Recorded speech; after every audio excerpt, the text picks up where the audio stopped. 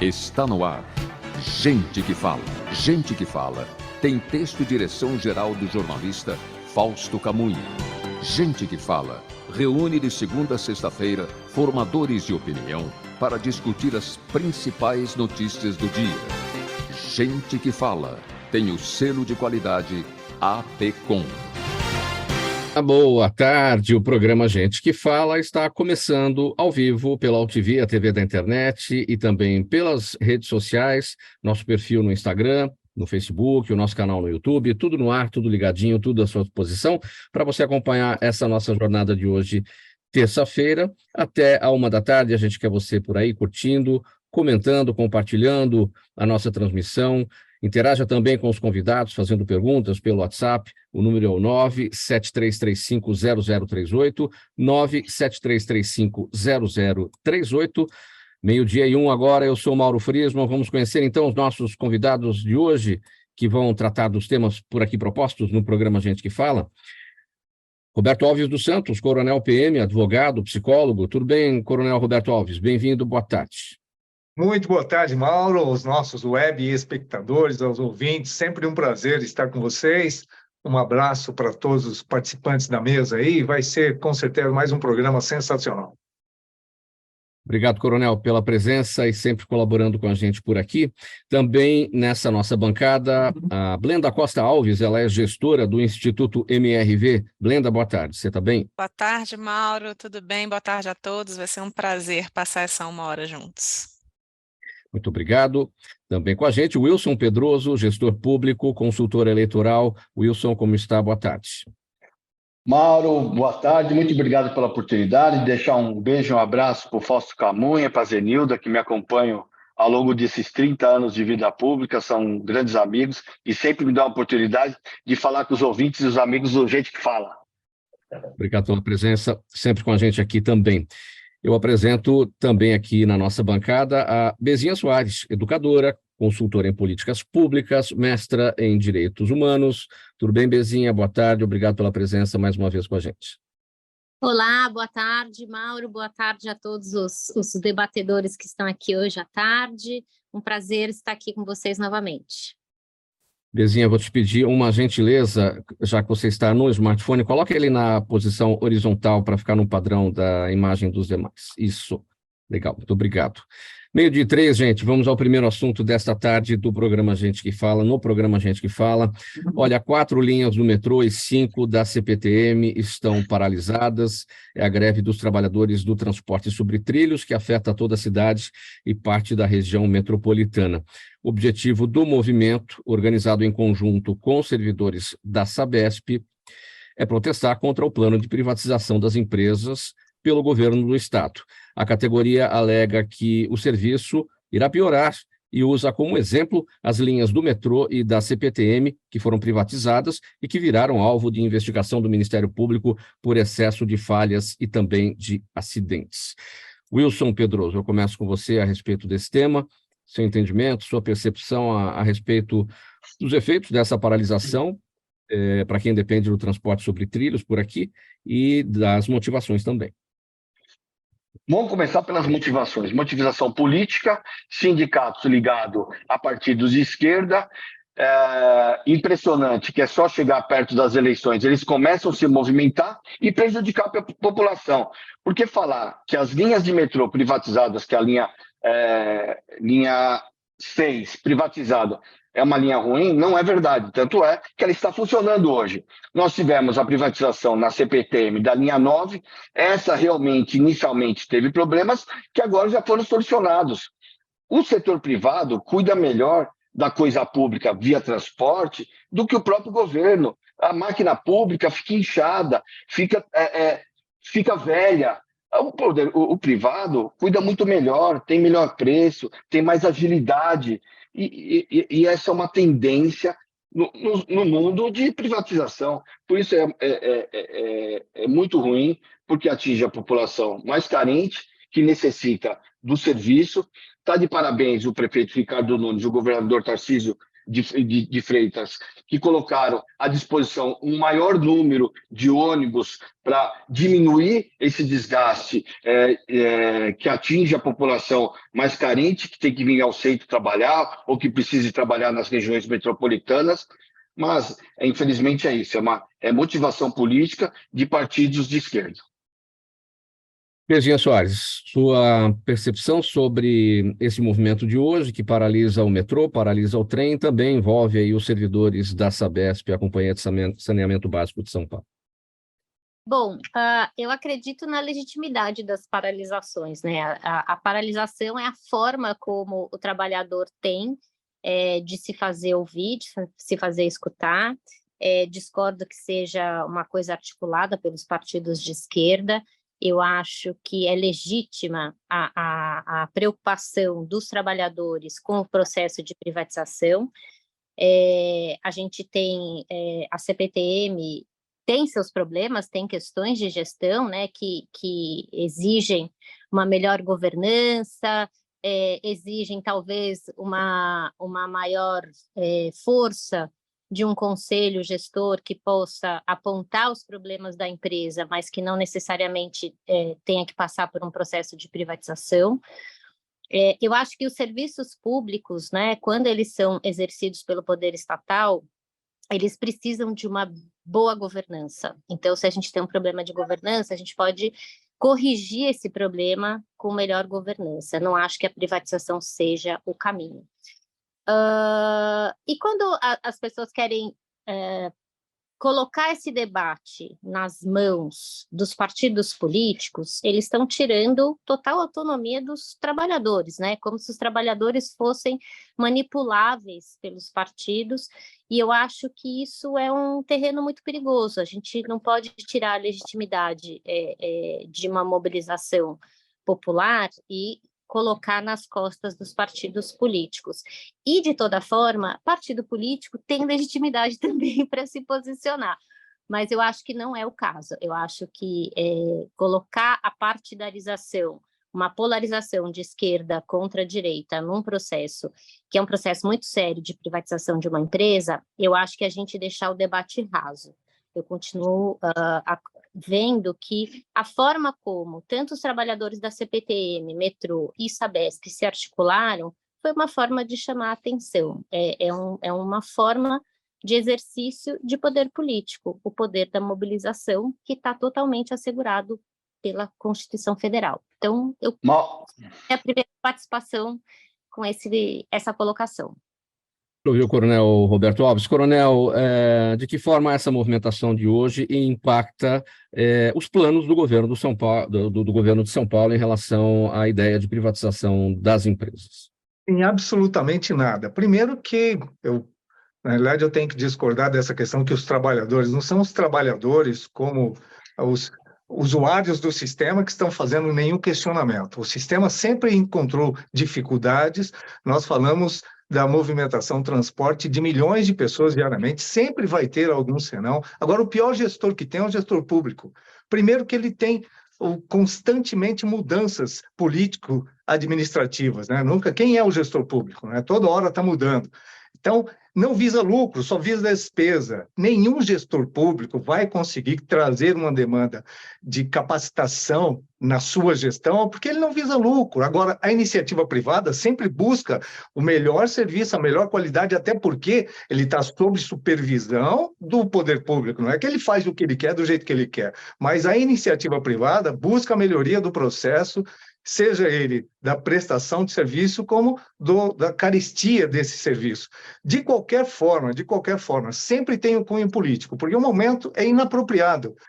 Porque pode ser que, porque alguns problemas você analisa e resolve os problemas que acontecem, mas você não paralisa um sistema, porque se está previsto na Constituição a possibilidade de uma greve quando ela é legítima e está autorizado, mas também tem o direito de ir e vir do cidadão, e qualquer que seja a lei, ela deve alcançar a maioria, e a maioria é o cidadão. Então, eu não concordo com esse tipo de greve, que ela não está buscando nenhum atendimento ao profissional, ao trabalhador. simplesmente está questionando que a iniciativa privada vai trazer problemas para a gestão de algo que eu não vejo nenhuma compatibilidade do que está sendo conclamado pelos sindicatos com a realidade que nós estamos vivendo. E parabenizo também o governador e o prefeito, que além das medidas que adotaram para minimizar o quê?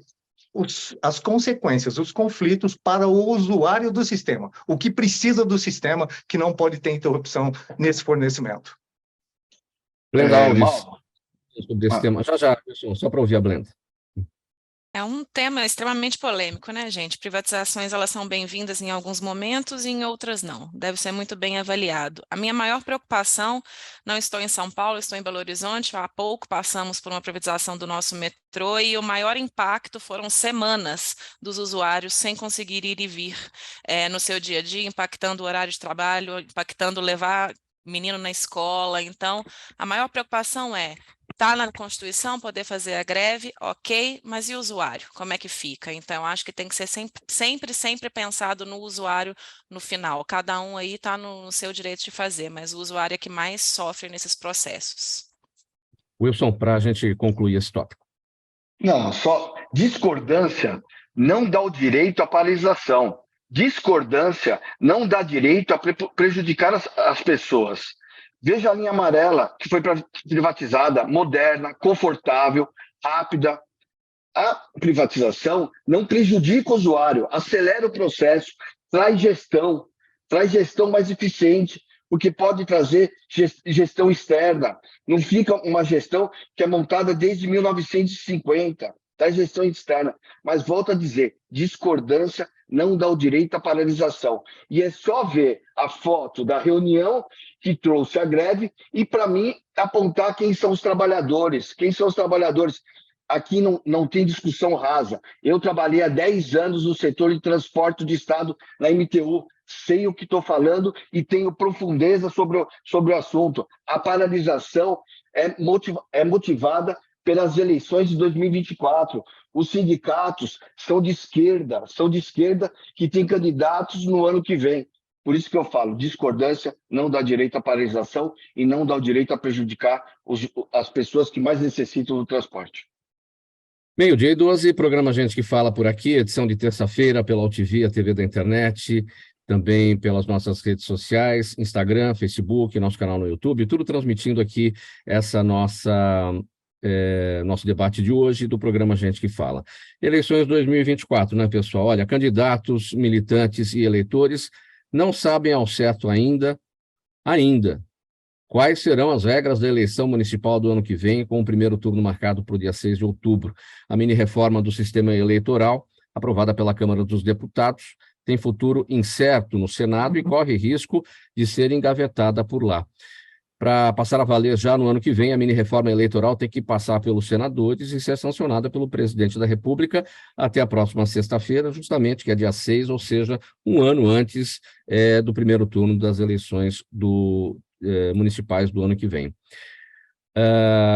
Wilson Pedroso, quando eu disse aqui que o risco da mini-reforma ser engavetado lá pelo Senado, já é um risco, é fato, né? É fato, porque nós estamos no dia 3 e eles têm até o dia 5 para aprovar. Se tiver alguma alteração, volta para a Câmara e a Câmara tem que aprovar e mandar para o presidente Lula sancionar. Então, muito difícil isso ocorrer, porque ela deveria, inclusive, a mini-reforma deveria passar na CCJ do Senado, que a reunião é hoje, e a mini-reforma não está pautada na CCJ. Ou seja, a eleição do ano que vem terá os mesmos prazos e correrá da mesma forma das eleições de 2022. Ou seja, nós temos até o dia 8 de maio para as pessoas fazerem a sua transferência e tirar o título de eleitor. Quero fazer transferência de domicílio eleitoral, 8 de maio. Quero tirar meu título de eleitor, até 8 de maio. As eleições vão ocorrer no primeiro domingo de outubro, que vai ocorrer no dia 6 de outubro, e as cidades com mais de 200 mil habitantes, onde tiver o segundo turno, vai ser no último domingo de outubro, que vai ser dia 27 de outubro. Essas são as datas principais. Aí tem as datas do Tribunal Eleitoral, que vai definir as regras, que é no dia 15/12, e tem e demais datas que de transferência. O vereador, para transferir de partido, tem uma janela que vai de março a abril, e as datas que já estão definidas. Mas dificilmente a mini-reforma passa. Na política a gente não pode duvidar de nada, mas eles têm apenas 2 dias para aprovar no Senado, sem alteração, com alteração, volta para a Câmara, e na Câmara tem que sancionar e sair publicado. Sim. Na política a gente não pode duvidar de nada, mas de qualquer maneira existe ali acho que o termo é esse, um enfrentamento entre os presidentes das casas, né, da Câmara e do Senado, Arthur Lira e Rodrigo Pacheco, e isso é o que está inviabilizando. Agora, de qualquer forma, a mini-reforma é um grande retrocesso, hein, Wilson?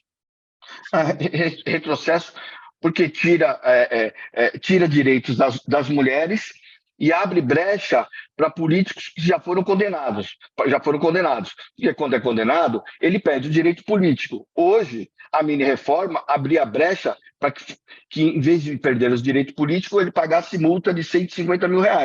Se o senhor imaginar, o político vai acabar fazendo algo e vai preferir pagar a multa, né? Vai preferir pagar a multa. E a questão das mulheres é o Fundo Eleitoral das Mulheres, que é exclusivo para gasto na campanha e candidatura de uma mulher. Abre a brecha para a mulher dividir esse dinheiro com os homens. Como assim?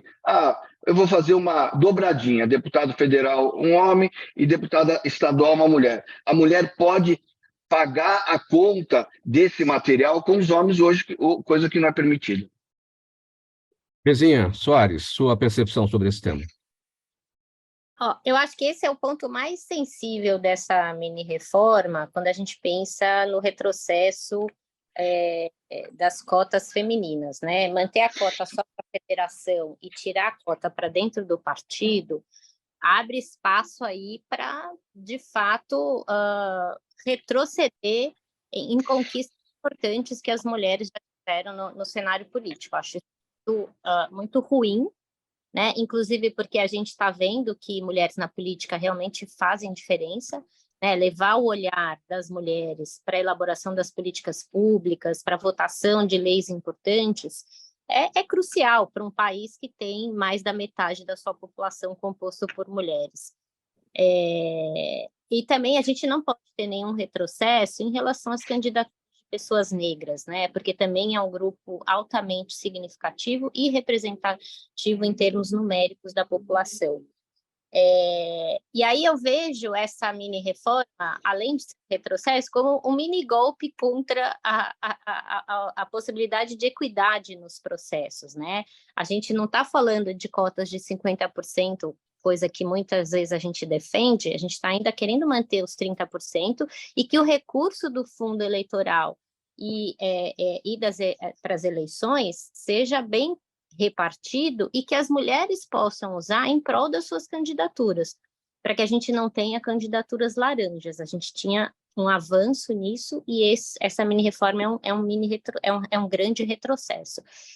Acho que também do ponto de vista da prestação de contas, você abrir a possibilidade para gastos que são, eu estava vendo lá, comprar veículos, coisas que você estava um caminho de moralidade. Comprar avião, avião, libera a compra de avião. Absurdo. Você está indo num caminho de moralização do processo eleitoral, e aí você tem essa mini-reforma que sabe lá Deus que sorte de absurdos, né, com aquisições. E adquirir um avião para você fazer o quê? Né? E dentro de uma eleição que é municipal, né, de um espectro municipal, além de tudo. E também acho que a gente não pode deixar de falar desse processo absurdo que estão querendo fazer de anistia de contas mal versadas, né? Então, você tem o pagamento de multa, recolher uma multa não tira a imoralidade de um ato mal feito de um gasto mal feito com dinheiro público. A gente não pode esquecer que o recurso do fundo partidário é dinheiro público. E a prestação de contas, ela tem que ser tal qual um gestor público faz. Você tem recurso, você gasta. Você não tem, você não gasta. Tem lá as possibilidades de gasto. Então, eu acho que também não podemos tirar do horizonte essa questão da anistia. A anistia é para virar palhaçada, né? Você gasta mal dinheiro público, recebe uma anistia e tem permissão de gastar novamente. Eu acho que é muito ruim para a nossa democracia. A gente já está vivendo aí questões que precisam ser repensadas no processo eleitoral, mas essa reforma, eu acho que é fazer piada com o eleitor. São dois assuntos, não é, Bezinha? Quando você fala a respeito da anistia, a gente está tratando da PEC 9 de 2023, aí débitos de até 23 bilhões de reais, né? Exatamente, que desse mesmo Congresso que está querendo suprimir direitos historicamente conquistados, né, das populações minorizadas de poder e dando anistia justamente para esses grupos que estão historicamente no poder, né? Quando a gente olha, nada contra os homens que estão aqui, né? Mas nós temos que ver que a política tem a cara do homem branco que está há mais de, sei lá eu quantos anos no poder. Só na era democrática a gente tem aí essa maioria imperando, né? Desde 1988, todas as eleições de composição do Congresso Nacional, as mulheres nunca passaram de 15%. Nessa última, a gente tentou avançar para 17%, ou seja, os que estão malversando o dinheiro público têm uma cara. Mauro, só para complementar, posso complementar? Sim, breve. Essa é uma lei de 2017, só para você ter uma ideia, ela já sofreu 19 alterações, seus artigos, incisos, o que for. Então, essa mini-reforma não é novidade. E o que o Congresso faz? Um grande laboratório nas eleições municipais. O que deu certo vale para as eleições que serão em 2026, para senador, deputado, governador e presidente, e o que deu errado, ele suprime na próxima mini-reforma daqui 2 anos. Então, não é novidade a mini-reforma, e agora é um grande laboratório para as próprias eleições dos deputados e senadores. Sim.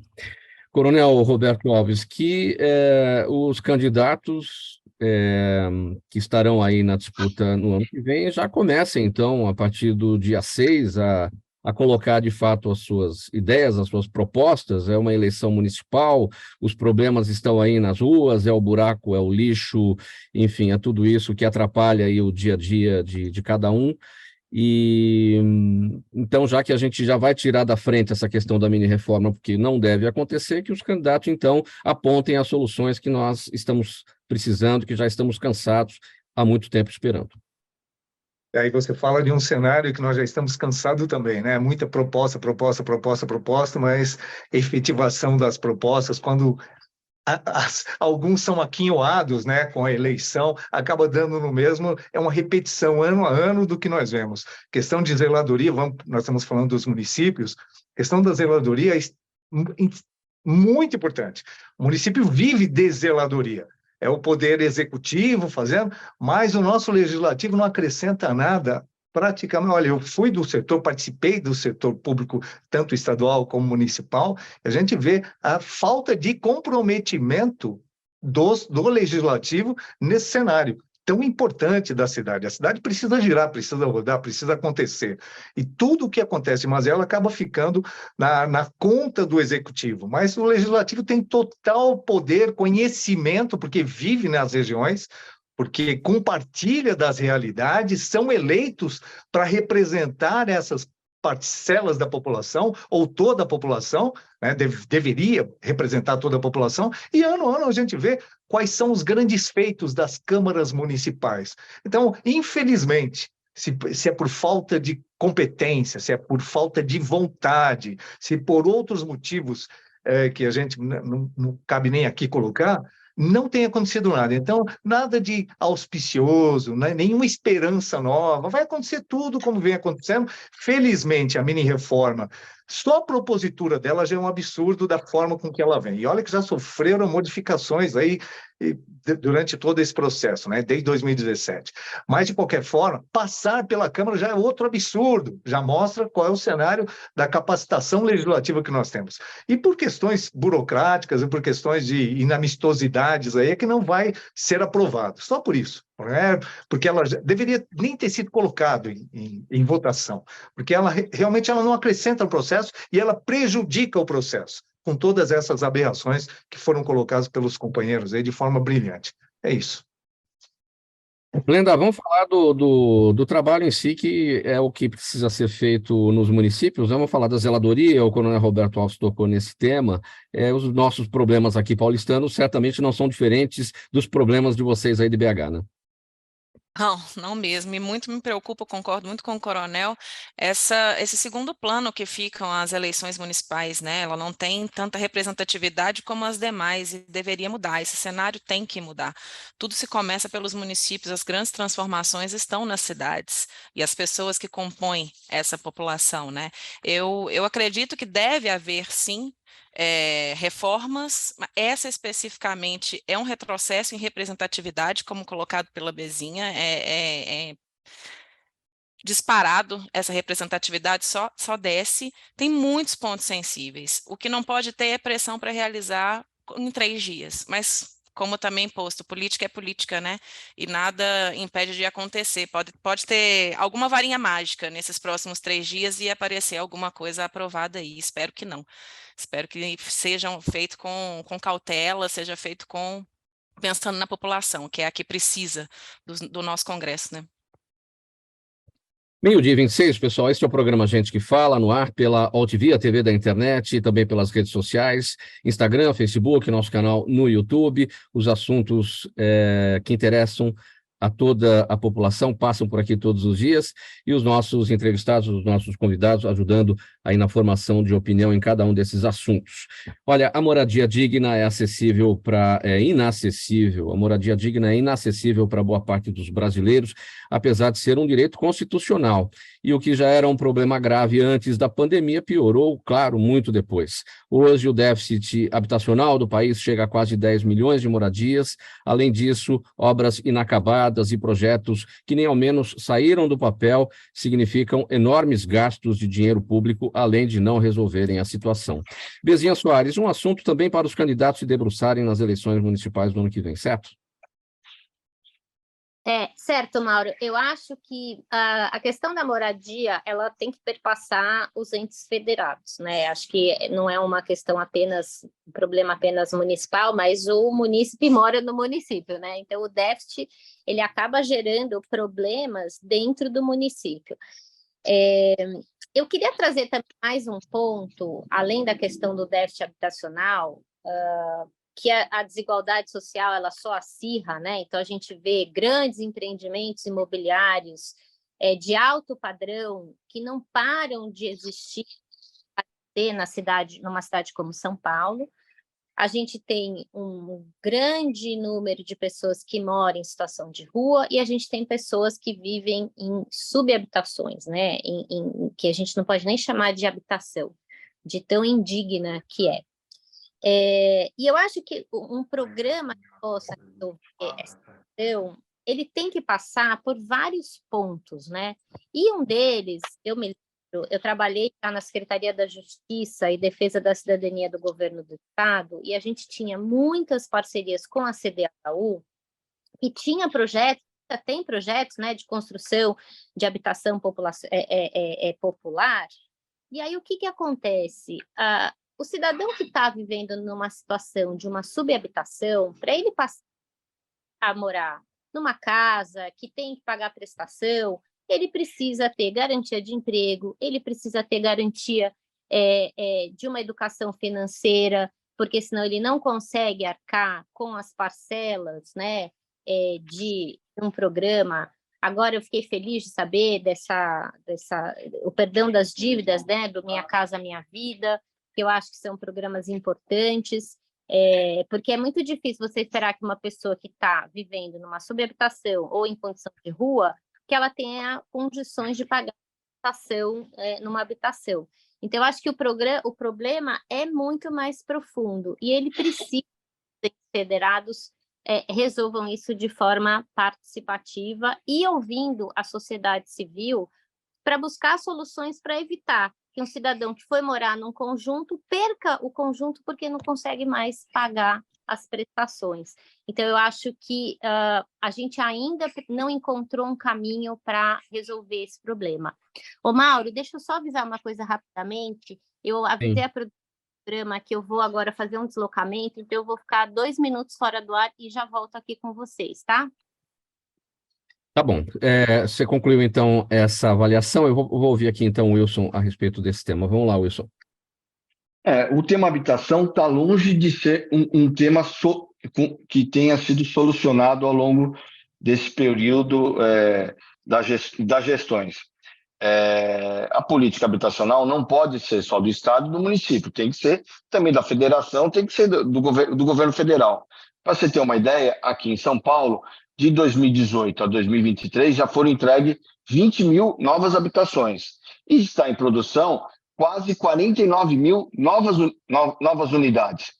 É suficiente? Não é o suficiente, mas tem um trabalho duro para resolver parte desse problema. Parte desse problema que é um problema que se resolve de forma conjunta entre governo, Estado e federação. O CDHU é uma grande empresa que foi ampliada no governo Mário Covas, onde as mulheres recebiam a carta de propriedade da habitação, porque era uma forma de proteger as mulheres, mas essa questão de habitação está muito longe de ter sido solucionada. Coronel Roberto Alves, um outro ponto importante, claro que cada gestão quer deixar sua marca registrada de realizações, evidentemente, é importante que isso aconteça, mas a gente não pode deixar que isso, dentro de um tema tão importante como a moradia, isso seja partidarizado, isso seja uma marca do partido X, ou do candidato X, ou do prefeito Y, essas coisas. Eu falo do nome Minha Casa Minha Vida, que virou Casa Verde e Amarela, que voltou para Minha Casa Minha Vida. Isso tem que ser política de Estado, não tem que ser política de governo. É isso mesmo, você definiu tudo de forma assim. Todos os nossos ouvintes e espectadores têm que entender, né, tudo isso que nós estamos falando. Tem coisas que fogem de uma realidade. Não adianta promessa, não adianta um gestor público prometer casas para a população. Por quê? Na década de 60, nós tínhamos 45% de taxa de urbanização. Hoje são 85%. 85% das pessoas moram em menos de 0,60%, menos de 1% do território nacional. Ou seja, não é falta de espaço, não é falta de terreno, mas se todos querem ir para o mesmo lugar, se todos querem se concentrar na mesma região, nós vamos ter problemas urbanos sempre, porque é uma questão de física, não tem como. Eu não tenho como, pode vir o gestor que for, 20 mil é um bom número, mas é um suspiro no oceano, é uma gota no oceano. E não adianta. E se começar a trazer moradias, a facilitar, a criar um cenário, outros vêm. Nós temos hoje 85% de taxa de urbanização, vai passar para 100%, porque todo mundo tem o direito de buscar o melhor para si. Então, a questão não é mais do município. O município não tem o que fazer. Ele não tem como tirar as pessoas do município. O Estado não pode exportar pessoas. As pessoas migram por interesse, por vontade. Então, se nós temos um território nacional vasto, que pode oferecer condições de você criar novos centros urbanos, descentralizando o que nós temos, é a única possibilidade. Porque se continuar no mesmo processo que vem acontecendo de forma desordenada há décadas, e não falamos nem um século, são algumas décadas, vai chegar num momento que não tem água, não tem luz, não tem nada, não tem infraestrutura. Não tem infraestrutura, nós não temos onde colocar o lixo da cidade, nós não temos o que fazer com... Então, as questões, elas ano a ano vão ser remontadas pelo momento emocional, político, qualquer que seja, eu não vou nem trazer o cenário político, mas cada um vai oferecer, vai prometer coisas que são inaplicáveis, coisas que são impossíveis de resolver. Você tem que exigir dos 3 órgãos, dos 3 cenários, estadual, federal e municipal, em conjunto, buscas de alternativas. Mas, se eles não se conversam politicamente, não se conversam administrativamente, se não se conversam partidariamente, dentro do mesmo partido não se conversam, como é que a população vai ficar esperando resultados práticos? Então, uma falácia. Quem está esperando moradia digna, pode sentar, fica sentado esperando, porque nós não temos condição mais humana, dentro do processo que vai desordenadamente aumentando, de trazer um cenário diferente. Você tem que buscar políticas públicas, mas em nível maior. Não adianta esperar. O município é refém de tudo isso. Qualquer que seja o município, nós temos cidades aqui em São Paulo que em 3 décadas saíram de 17 mil habitantes para 350 mil habitantes. Sapopemba aqui. Como é que você transforma, como é que um gestor cria um cenário, oferece condições de qualidade dentro de uma situação como essa? Não tem jeito. Então, infelizmente, para quem está nos acompanhando, é tudo um grande problema que todos fazemos parte, todo mundo quer buscar o seu melhor em qualquer circunstância, ninguém quer morar na periferia, quer morar mais próximo do centro, quer morar em situações. Então, tudo isso vai ser uma grande demanda, e aí vem os aproveitadores. Principalmente em anos políticos, vem os aproveitadores prometendo coisas que não farão. Nenhum partido fez, nenhum gestor fez, nenhum ente legislativo fez, e se continuar nessa demanda, sem nenhuma responsabilidade, porque ele promete e não acontece nada, vai continuar esse cenário aí, infelizmente, desastroso que nós vivemos. A concentração urbana, ele é um grande problema, e se não houver uma iniciativa completa de todos, não vai mudar o cenário. Brenda, como é que é a situação em Belo Horizonte? Aqui a gente tem um cenário nas ruas de São Paulo de muita gente aí ocupando os espaços dentro de barracas, enfim. É uma situação gravíssima que piorou bastante a partir da pandemia. A gente já assistia aí a situação das pessoas em vulnerabilidade. Já de décadas isso acontece, muitas outras vieram para as ruas também com perda de renda, perda de emprego e não tiveram novas oportunidades para reinserção, né? E aí o resultado nas ruas aparece claramente. Como é que é isso aí? Infelizmente, o número aumentou, viu, Mauro? É perceptível a cada ida à esquina quando a gente sai de casa, principalmente depois da pandemia, né? A perda de entrada de renda nas casas fizeram com que as pessoas tomassem algumas escolhas. E às vezes pagar a moradia não era a número 1, né? Era comer para sobreviver. Então a gente precisa realmente, como o coronel disse, nós precisamos que todos os poderes públicos se unam para poder pensar juntos, né? E não tem que ter uma política que o pai é X ou o pai é Y. Não é isso. É para o povo, é para a população. Então a gente precisa realmente começar a pensar isso com mais seriedade, mesmo menos polarização. É mais seriedade no impacto do dia a dia. E uma boa notícia também que Bezinha trouxe para a gente aí, que eu não tinha visto ainda, que foi o perdão da dívida das pessoas que estão aí no Minha Casa Minha Vida. Isso é muito bom. Isso pode dar luz, pode trazer mais renda, né, para dentro de casa e tirar as pessoas da extrema pobreza. É muito preocupante. São pessoas que não estão conseguindo comer, muito menos pagar uma casa, né? Então a gente precisa olhar isso com muito mais seriedade do que é olhado hoje. Faltando 22 minutos para 1 da tarde agora, pessoal, vamos dar uma paradinha por aqui, um intervalo rápido, acompanhar a mensagem do nosso apoiador, um golinho de água para cada um, a gente já volta com a sequência dos temas do programa Gente que Fala. Até já. Toda ação estratégica de sucesso tem um componente fundamental, um instituto de pesquisas ético, rápido e preciso. Afinal, é ele que vai fornecer informação confiável, sem achismos e palpites. E isso, numa época de mudanças rápidas e repentinas, é fator crítico de sucesso. A Orbis é um instituto de pesquisas que une precisão e confiabilidade estatística com a mais alta tecnologia de pesquisas do mercado. Tem inteligência artificial, robótica, big data, entre outros recursos, para que você tenha uma informação correta, confiável, com o menor custo e no menor tempo possível. Na sua próxima ação, seja ela corporativa ou política, comece pela Orbis, porque com a informação correta você vai mais longe, mais rápido e com mais segurança. 21 minutos para 1 da tarde agora, a gente está de volta com o programa Gente que Fala, ao vivo pela UTV, a TV da internet e também pelas redes sociais, Instagram, Facebook, nosso canal no YouTube, transmitindo aqui a nossa jornada de hoje. O Instituto MRV prorrogou as inscrições para a 9ª edição do programa Educar para Transformar. Então, agora, as organizações da sociedade civil têm até às 5 horas da tarde da próxima sexta-feira, dia 6 de outubro, para registrar os seus projetos. Os 10 projetos selecionados receberão acompanhamento, mentoria e capacitação durante todo o ano de 2024, além de um aporte financeiro de R$100 mil cada um deles. O foco desta edição é promover a solução de problemas por meio da educação, tendo as crianças, adolescentes e os jovens com até 24 anos de idade como protagonistas das ações de mudança. Blenda, a gente precisa fazer um histórico aqui, né, a respeito do programa Educar para Transformar e voltar lá para 2016. Vamos fazer uma contextualização aí a respeito? Os resultados de lá para cá. Vamos sim, Mauro. Esse é o segundo pilar do Instituto MRV, o Educar para Transformar. Nós acreditamos que boa parte dessas mudanças que nós estamos falando nessa conversa aqui depende de uma melhoria da educação.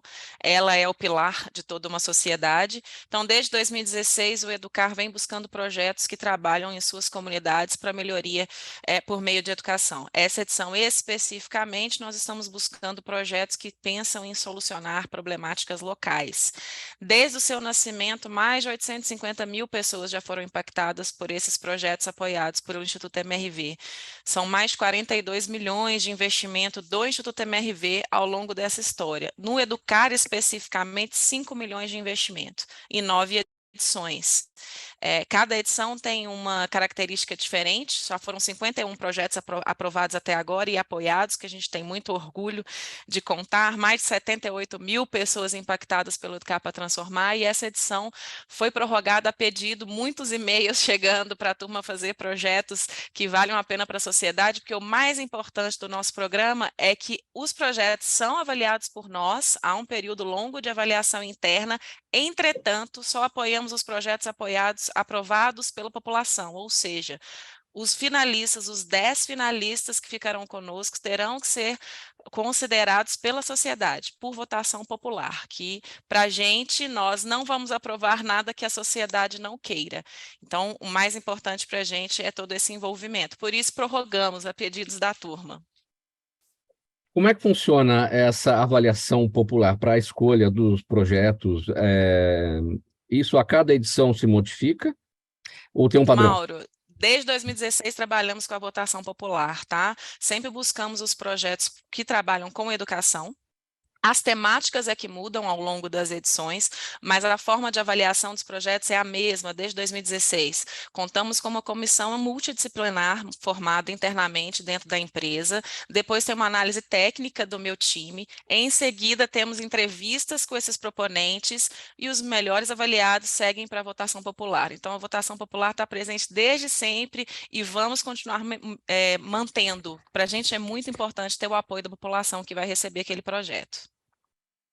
E o aporte financeiro de R$100 mil para cada um deles, tem um fundo para isso dentro do Instituto? Sim, tem um recurso específico do Educar para Transformar, e à medida que a gente vai decidindo como vai ser a próxima edição, a gente direciona. Esse ano a gente quis 10 projetos com R$100 mil visando resoluções de problemáticas locais. Tem muitas questões acontecendo, né? A pandemia que ainda anda impactando a sociedade, são chuvas, a seca, então tem vários problemas que podem ser resolvidos pela própria comunidade, então a gente está instigando a turma a buscar a sua solução. E R$100 mil em um ano de acompanhamento, nós acreditamos que conseguimos aí trazer algumas resoluções locais.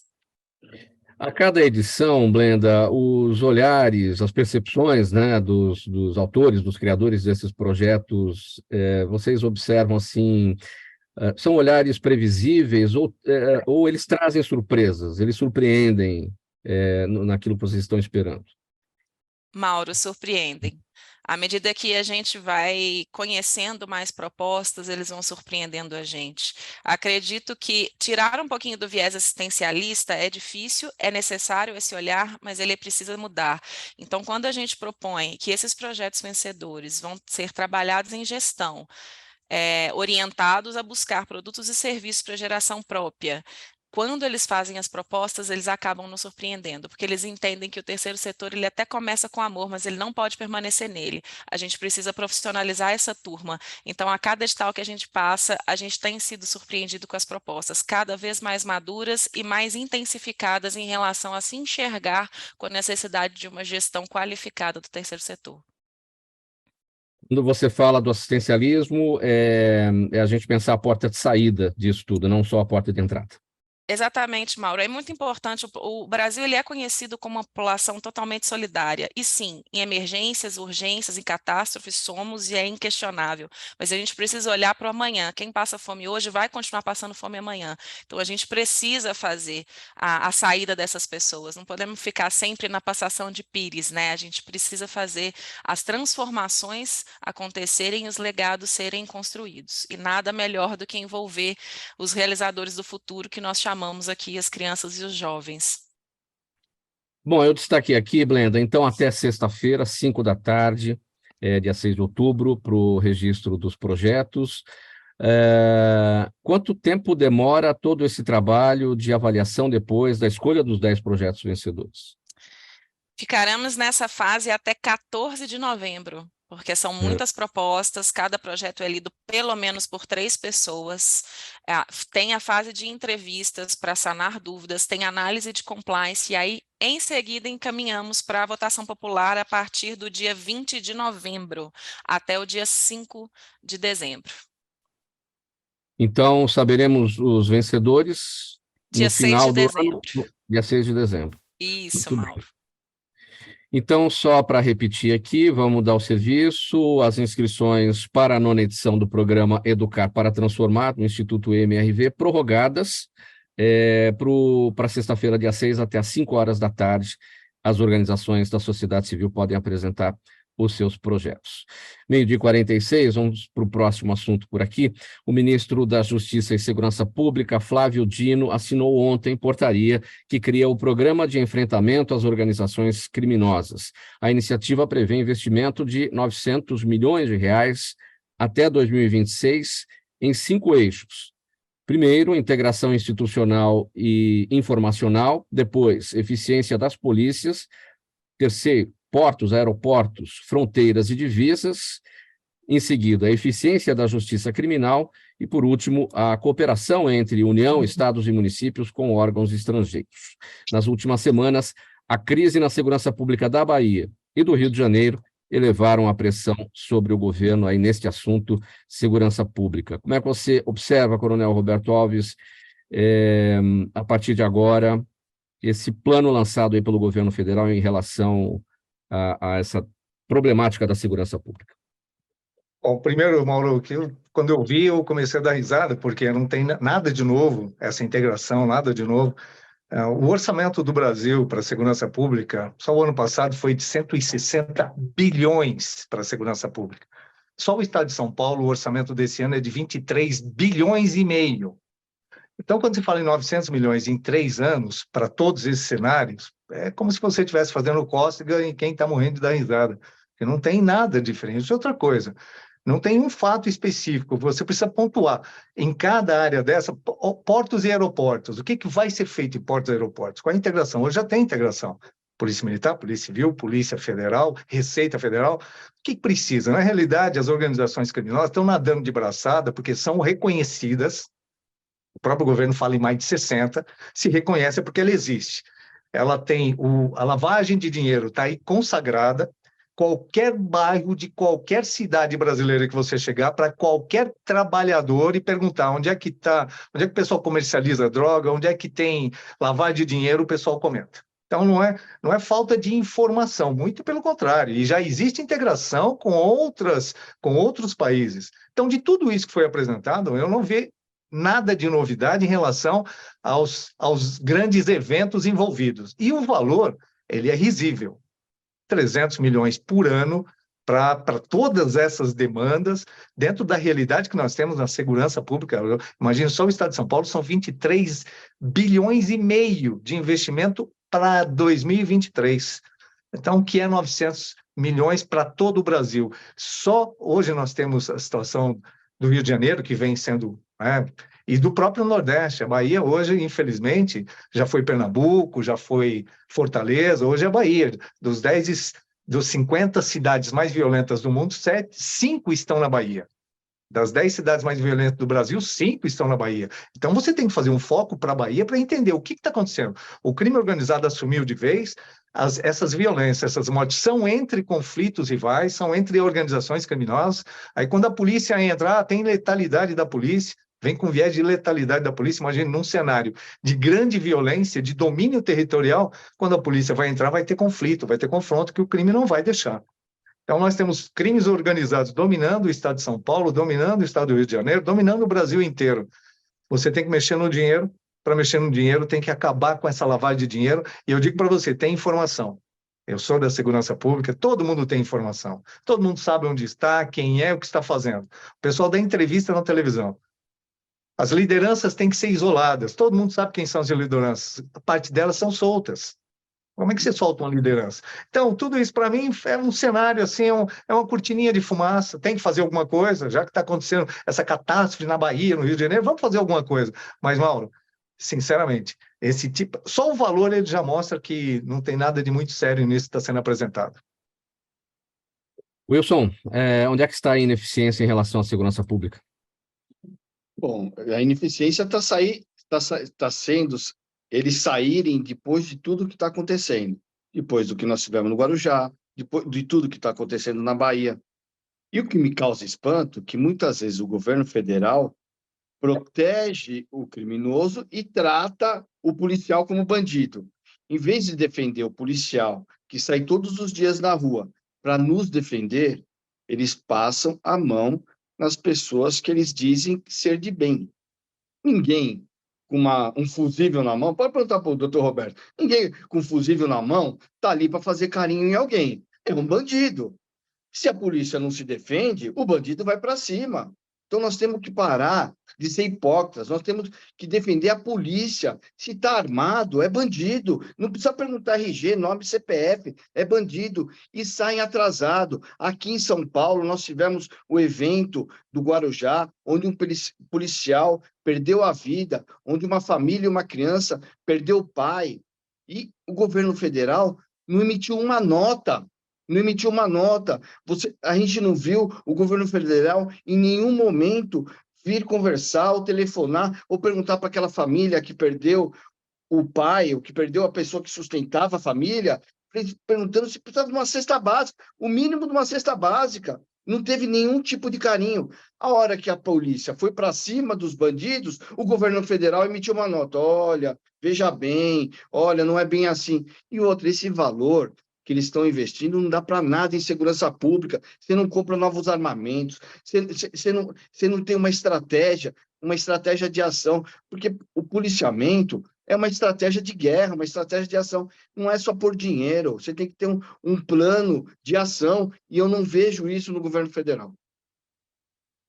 Bezinha Soares, sua percepção a respeito desse tema. Aqui em São Paulo, andar nas ruas está bem complicado, hein? Você não fica seguro dentro do transporte público, nem a pé, nem dentro do carro, porque a bandidagem está querendo celular. Crime patrimonial rolando tudo. Então, eu acho que esse é um tema bastante espinhoso, né? Eu acho que não tem solução simples. Eu acho que falta política de compliance, assim como a gente tem compliance em empresas, né? A gente precisava ter isso dentro das relações de segurança. Na minha opinião, eu acho que eu discordo quando o Wilson coloca que o governo federal fica passando a mão na cabeça de bandido e deixando essa situação contra o policial. Eu não acho que é isso. Eu acho que as polícias militares, elas precisam de uma reforma, e não é de hoje, né? A gente sabe que é uma instituição que vem das heranças da ditadura, e eu não estou aqui dizendo de forma alguma que eu sou contra a Polícia Militar. Eu trabalhei na Secretaria da Justiça em parceria com a Secretaria de Segurança Pública aqui no estado de São Paulo, e via sempre com muito bons olhos todas as políticas de criação do Departamento de Direitos Humanos, da parte de policiamento comunitário. Eu acho que a gente tem que estabelecer relações comunitárias com a polícia, porque o policiamento se dá no território, né?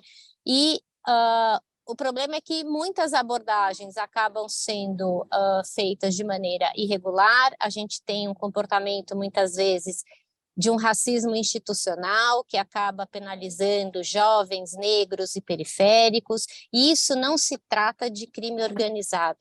Eu ouvi um podcast recentemente falando da migração das organizações criminosas das regiões de São Paulo e Rio de Janeiro para a região da Bahia, que houve sim uma inteligência dessas organizações, porque, infelizmente, o poder público não está vencendo nessa guerra.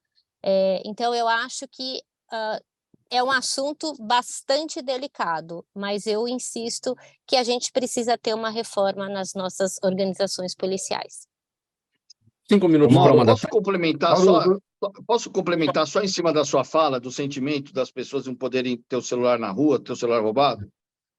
Desde 2011, a questão saúde e educação era o principal sentimento das pessoas na hora de votar nas eleições municipais. Este ano, a segurança pública vem em primeiro lugar, com mais de 50%. Eu estou falando uma pesquisa que eu fiz e eu vou divulgar daqui a alguns dias, mas 50% das pessoas colocam a segurança pública como maior problema, 39% coloca a saúde e 19% coloca a educação. Aí depois vem os outros lá, tudo picado. Mas a segurança pública não era o principal sentimento ruim das pessoas. Era sempre que queria de melhora, né? Queria que melhorasse a saúde, queria que melhorasse a educação, que é uma coisa, inclusive, da mulher, coisa de família, coisa com os filhos. A segurança pública, em 2024, vai ser um tema importante nas eleições. Sim, a gente abordou recentemente, Wilson, esse levantamento, esse estudo que foi feito, e a segurança pública está no topo mesmo das preocupações das pessoas. As pessoas, na verdade, têm medo de morrer, têm medo de cair na mão da criminalidade, de sofrer um sequestro, enfim. E os pais, medo dos seus filhos sofrerem as Não é consequências. problema de entregar, né? Não é problema de entregar o celular, é a reação que o bandido pode ter na hora. 4 minutos para uma da tarde, eu vou aqui para as perguntas da audiência e eu tenho uma pergunta para cada um, portanto, breves segundos para cada uma das respostas, porque senão a gente não vai ter tempo para cumprir, tá bom? Blenda, eu começo com você. Juliana Rocha está no Instagram, quer saber o seguinte: você pode dar algum exemplo de algum projeto inovador que transformou pela educação? Posso, claro. Nós temos um projeto, inclusive, que está sendo acompanhado agora na 8ª edição, onde uma escola precisava de um jardim de chuva, e quem fez esse jardim, quem está fazendo esse jardim de chuva, na verdade, são as crianças junto aos professores e a organização social que venceu conosco a 8ª edição. Então, é um dos exemplos que eu posso dar, mas se quiser, eu passo a tarde inteira passando vários aqui para vocês. Bezinha Soares, a Laura Lopes no YouTube pergunta: o Brasil já teve em algum momento uma política educacional eficiente? Olha, eu acho que quando ela passou a ser universal, porque a gente tem que lembrar, né, que no passado as pessoas falam que a escola pública era muito boa e de qualidade, mas ela era uma política voltada para um grupo pequeno, né? Então é importante que ela seja universal e seja para todos. A gente ainda está nesse caminho, né? É um caminho de construção. Eu acho que temos boas experiências de educação em vários municípios do Brasil e temos políticas que estão precarizadas em outros tantos municípios, né? Também é uma política que os entes federativos têm as suas responsabilidades, né? E acho que a gente tem muito que avançar. Quando a gente tem índices que ranqueiam as escolas, isso é importante, porque isso dá um incentivo para as escolas, mas eu acredito que a gente tem que pensar sempre na equidade, porque nem sempre a escola que está tendo bons índices, ela precisa de mais recursos, e aquela que está tendo índices baixos é a que demanda maior investimento. E o investimento na educação, ele não pode ser pontual na educação, ele tem que ser no entorno. A comunidade, ela enfrenta problemas de segurança, ela enfrenta problemas de moradia, e todos esses componentes, né, que levam a um índice de desenvolvimento humano interferem na educação. Eu dou assessoria para o município e a gente sabe que as escolas que estão em regiões de maior vulnerabilidade têm menores índices no IDEB. Então, não adianta a gente cuidar apenas da educação. Eu acho que a gente tem boas experiências, mas precisamos melhorar na grande maioria dos municípios do país. Coronel Roberto Alves, o Jaime do Jardim Bonfilholi, obrigado, Jaime, aqui pela pergunta. Por que o cidadão paulistano tem uma grande sensação de insegurança pública? É a pergunta dele. Bem rapidinho, Coronel. Muito rápido, porque só houve a questão de violência. Nós ficamos falando de violência o tempo todo, e aí a sensação, porque segurança é isso, é sensação. Não é? Mas para dizer isso aí, do ciclo completo de polícia, que envolve a polícia preventiva, que é a polícia militar, a polícia a investigativa, a polícia civil, o Ministério Público, o Judiciário e o sistema prisional, o ator mais eficiente é a polícia militar. Então, ao invés de reforma da polícia militar, deveria haver investimento nesse ator, que é o que mais eficiente dentro do processo de segurança, porque prende muito. Nós temos, a cada ano, só o estado de São Paulo aqui, são 150 mil prisões em flagrantes. Então, o problema não é a polícia militar, o problema de segurança pública é, inclusive, todo o cenário, todos nós, porque é responsabilidade de cada um de nós, além de ser dever do Estado. Wilson Pedroso, a última pergunta vai para você. Quem está perguntando é o Wilson, é o Vitor Cruz, ele está no Facebook. A chamada terceira via pode surgir em algumas grandes cidades no ano que vem, ou veremos a mesma polarização dos últimos anos? É o questionamento dele, Wilson. Eleição municipal, a dinâmica é diferente. É uma eleição mais olho no olho, onde as pessoas acabam tendo relação com os vereadores, acabam tendo relação com o prefeito, principalmente nas cidades médias e pequenas. Então, a polarização na eleição municipal tende a diminuir. Eu digo que o apoio de um ex-presidente, o apoio do presidente é importante, mas, como dizia minha avó, não enche barriga. O candidato tem que ter a sua própria condição eleitoral para ser eleito. Mesmo numa cidade grande como São Paulo, que tem características de eleição nacional, embora a gente esteja falando dos assuntos locais, nós já tivemos casos onde o presidente Lula não fez o prefeito que estava no mandato naquele ano. Então, o apoio, volto a dizer, o candidato tem que ter condições eleitorais próprias. É lógico, ter um apoio e um apoio de um ente bem avaliado é importante, mas não é solução para uma campanha. Muito bem, gente, vamos colocar... Mauro, desculpa, posso fazer uma colocação breve? Sobre a questão da segurança, eu acho que a gente tem que tomar cuidado, porque a segurança é atribuição do Estado, eminentemente, né? A Polícia Militar está sob o guarda-chuva do Estado. E o que cabe ao município são as guardas municipais. Eu acho que para as eleições do ano que vem é entender a capacidade de gestão dos futuros prefeitos e prefeitas de conseguir articular com os outros entes para a promoção da segurança na cidade, porque PM não depende de prefeito, né? A gente sabe que isso está sob o guarda-chuva do governador. E Polícia Federal muito menos, né, que está sob a questão do Ministério da Justiça. Então, mas eu acho que é importante a gente lembrar que existem as guardas municipais, muitas vezes estão desguarnecidas, acabam sobrepondo uma posição que é da Polícia Militar, e isso não é devido. Então, acho que o debate tem que ser nesse lugar. Obrigada. Obrigado, gente. Vamos colocar um ponto final nessa edição do programa Gente que Fala de hoje. Um agradecimento a todos vocês que estiveram com a gente aqui nessa edição.